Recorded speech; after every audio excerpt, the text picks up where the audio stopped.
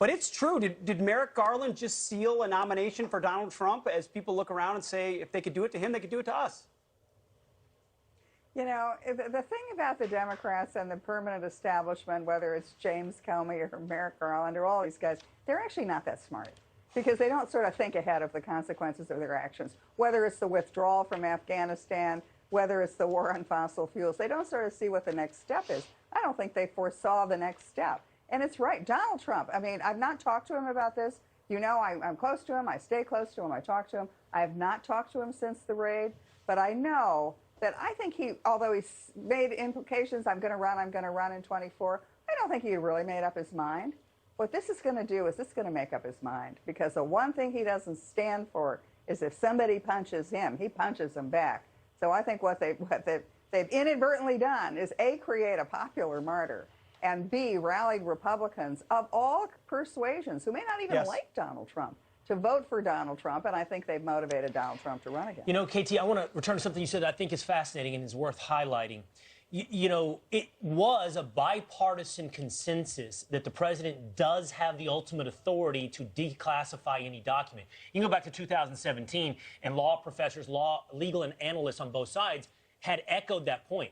And you made the point, well, if there's some technicality about the form or whatever. The thing about that is, I want to make this clear. There's no one that approves declassification. It's not like he fills out a form and turns that over to some other authority. He is the authority. The president is the authority on what is declassified. So the form argument really doesn't even hold any water either.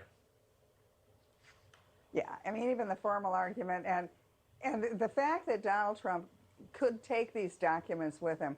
The question I would ask, are there duplicate documents in the National Archives? I mean, when I left government, you turn over everything to the National Archives.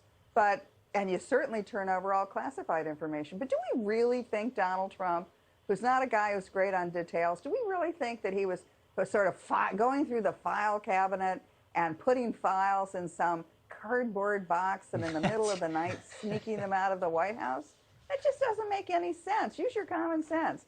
So, you know, when a president declassifies documents, I mean, I was in there with President Reagan when he declassified documents to talk about the invasion of Grenada and that we were going to send troops there. It's a simple form where the president says, I declassify the following documents. And so if they're going to claim that President Trump somehow didn't write that little note to say I declassify those documents, that doesn't even hold up in a rule of law, in a rule of court, and it certainly doesn't hold up in the court of public opinion. All right. For sure. Well, KT Mcfarland, you know what you're talking about. You've been there, you've seen it. Great analysis this morning. We appreciate it.